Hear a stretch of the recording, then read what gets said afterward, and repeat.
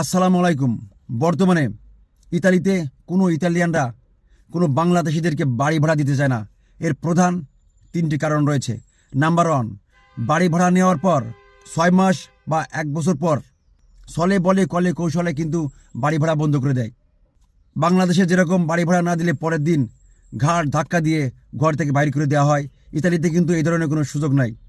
ঘর থেকে বাইর করতে হলে কিছু নিয়মকানুন রয়েছে এবং যদি একটা বাচ্চা থাকে তাহলে সে 2-3 বছর বাড়ি ভাড়া না দিয়ে অনায়াসে থাকতে পারে, যার কারণে বাংলাদেশিরা এই সুযোগটা গ্রহণ করে, যেটা আমাদের জন্য খুবই দুঃখজনক। নাম্বার 2, আমরা বাংলাদেশিরা প্রচুর পরিমাণ মশলা ব্যবহার করি রান্নাবাড়া করার জন্য।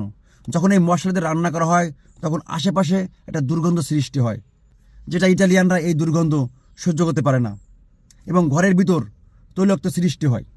নাম্বার 3, যে বাসায় 5 জন থাকা যাবে সেখানে মিনিমাম 10 জন থাকবে, যার ফলে ওই বাসায় সারপোকা জন্মগ্রহণ করে, সারপোকা হয় এবং বাসাটাকে পুরোপুরি নষ্ট করে ফেলে, যার কারণে কোনো ইতালিয়ানরা এমনকি কোনো বাংলাদেশিদেরকে বাড়ি ভাড়া দিতে চায় না।